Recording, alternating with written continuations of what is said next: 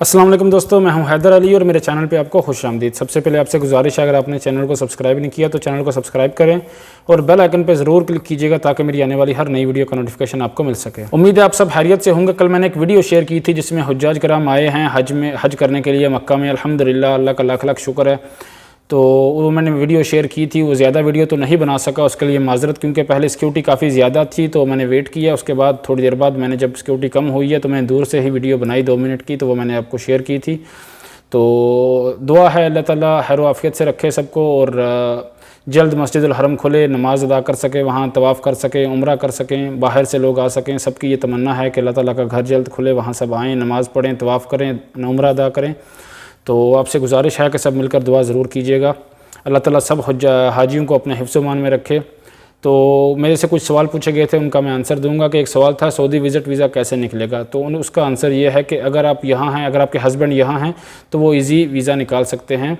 यहाँ से visit visa apply करेंगे तो विज़िट वीज़ा इशू हो जाएगा, कोई मसला नहीं है। लेकिन अगर आप पाकिस्तान में हैं या किसी और कंट्री में हैं, आपको विज़िट वीज़ा निकलवाना है तो वहाँ से भी आप अप्लाई करके निकलवा सकते हैं। मल्टीपल वीज़ा भी है, सिंगल एंट्री वीज़ा भी है, लेकिन जब हालात नॉर्मल होंगे तभी ये काम आप कर सकते हैं। फ़िलहाल कोई भी विज़िट वीज़ा या कोई भी दूसरा वीज़ा नहीं आ रहा, फ़्लाइट ही बंद है, कुछ भी नहीं है अभी। तो एक और सवाल था कि न्यू फैमिली वीज़ा का प्रोसेस कब शुरू होगा। तो भाई न्यू फैमिली वीज़ा का प्रोसेस हज के बाद इंशाल्लाह उम्मीद की जा रही है कि हालात नॉर्मल होंगे और फ़्लाइट इंटरनेशनल फ़्लाइट चलेंगी तो फैमिली वीज़े पे आप जिसको बुलाना चाहें आप बुला सकते हैं। लेकिन अभी जैसा कि आपको पता है हालात कुछ इस तरह के सही नहीं है, इंटरनेशनल फ़्लाइट भी नहीं चली और इसके अलावा भी कोई जो एग्ज़िट री एंट्री पे गए हुए हैं, जो छुट्टी गए हुए हैं, वो भी परेशान बैठे हुए हैं। उनको भी परेशानी है कि भाई कब फ़्लाइट खुलेंगी, कब वापस आएंगे, उनके भी काफ़ी मैसेज आए। तो फ़िलहाल ऐसा कुछ भी नहीं हो सकता, हालात जब नॉर्मल होंगे तो इंशाल्लाह अज़्ज़ वजल आप फैमिली वीज़े पे जिसको बुलाना चाहें आप बुला सकते हैं। इसके अलावा एक सवाल मेरे से किया गया था कि अगर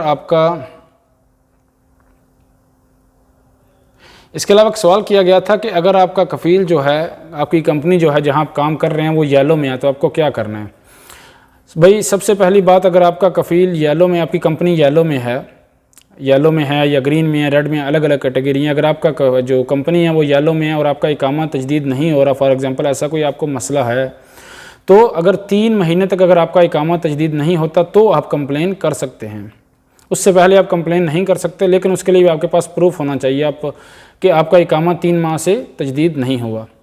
लेकिन अगर वो ज़िम्मेदारी ले रहे हैं, अगर पहली दफ़ा है, अगर सेकंड दफ़ा नहीं है, तीसरी दफ़ा नहीं है, जस्ट पहली दफ़ा ऐसे आपके साथ हुआ है, तो वो कह रहे हैं कि भाई 3 में 4 महीने बाद, 5 महीने बाद ये मसला हल हो जाएगा और आपका इकामा तजदीद कर देंगे, तो फिर तो कोई इशू नहीं है। वो जो ग्रामा बनता है वो ग्रामा पे करेंगे और उसके बाद आपका इकामा तजदीद कर देंगे। लेकिन अगर सेकंड टाइम या थर्ड टाइम ऐसा कोई मसला होता है तो आप कंप्लेन कर सकते हैं। 3 महीने बाद आप लेबर कोर्ट में कंप्लेन कर सकते हैं, नकल कफ़ाला बाहर किसी भी नाम पे ले सकते हैं, बगैर कफ़ील की इजाज़त के। आपको कोई मसला नहीं होगा, चाहे वो बहुत बड़ी कंपनी है या चाहे छोटी कंपनी है या वो मुअस्ससा है, आपको कोई भी मसला नहीं होगा। बाकी जिनका फैमिली विज़िट वीज़ा निकल चुका था और वो सऊदी अरब नहीं आ सके, मेरी उनसे भी गुजारिश है कि वो भी परेशान ना हों। जो ही हालात नॉर्मल होंगे इसके बारे में अलग से ऐलान होगा और उस हिसाब से वो सऊदी अरब में दाखिल हो सकेंगे।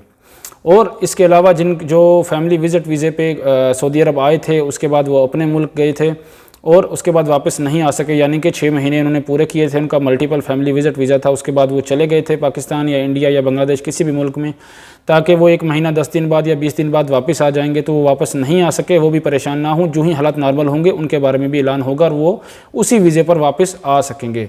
बार बार यही सेम क्वेश्चन किया गया है, तो उनसे मेरी गुजारिश है कि वो इस मामले में बिल्कुल भी परेशान ना हों। उनका वीज़ा कारामद है, उनको कोई भी मसला नहीं होगा, उसी वीज़े पर वो आएंगे और जिनका नया वीज़ा था वो भी नए वीज़े उसी वीज़े पर आएंगे, कोई भी इशू नहीं है। फॉर एग्जांपल अगर आपने जो नया वीज़ा निकलवाया है, अगर वो इशू हो गया है पाकिस्तान में या इंडिया में या किसी भी कंट्री में चला गया है, अगर स्टैंप भी नहीं हुआ, फॉर एग्जांपल स्टैंप नहीं हुआ, आपने आगे अभी नहीं भेजा, फॉरवर्ड नहीं किए जो डॉक्यूमेंट हैं, तो भी कोई मसला नहीं है। वीज़ा अपने पास रखें आप, वही वीज़ा जो है उसके बारे में जो ऐलान होगा बाद में जब हालात नॉर्मल होंगे तो वो वीज़ा आपका स्टैंप हो जाएगा, कोई भी मसला नहीं है। एक मेन सवाल मेरे से पूछा गया था कि जो इसका मैंने रिप्लाई भी किया था कि जो वीज़ा हमारा सऊदी विज़िट वीज़ा जो है वो इशू हो गया, फैमिली विज़िट वीज़ा मल्टीपल, हमने पाकिस्तान में फॉरवर्ड किया है, उसके बाद हमने एतमाद में नहीं जमा करवाया, हमने अभी तक डॉक्यूमेंट नहीं जमा करवाए थे तो एतमाद बंद हो गया।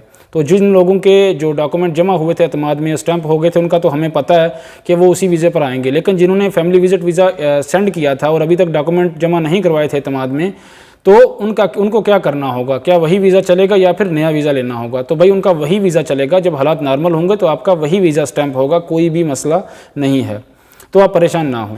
इसके अलावा एक भाई ने सवाल पूछा था कि वो एक जगह काम कर रहे थे एक शिरके में, तो उन्होंने 2 साल पहले वो काम कर रहे थे उस शिरके में, तो उन्होंने बोला था भाई नकल कफ़ाला आप ले लें, 2 महीने का उन्होंने टाइम दिया था। तो उसके बाद मैं नकल कफ़ाला नहीं ले सका, इस बात को 2 साल हो चुके हैं।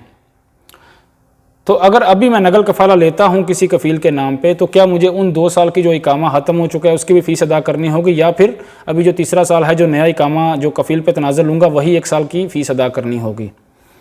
तो भाई आपको 3 साल की फ़ीस अदा करनी होगी। जो पिछले 2 साल आपके गुजरे हैं, अपने इकामा तजदीद नहीं करवाया, उसकी भी आपको फ़ीस अदा करनी होगी, और जो आपको नया साल तीसरे साल आपको शुरू हो चुका है उसकी भी आपको फ़ीस अदा करनी होगी इकामा तजदीद की, वो आपको माफ़ नहीं होगी। ऐसा नहीं होगा कि 2 साल जो आपने तनाज़ुल नहीं करवाया, आप ऐसे ही चल रहे हैं, आपने तनाज़ुल नहीं करवाया। आप सबसे पहले चेक करें कि आपको हरूफ तो नहीं दिया गया।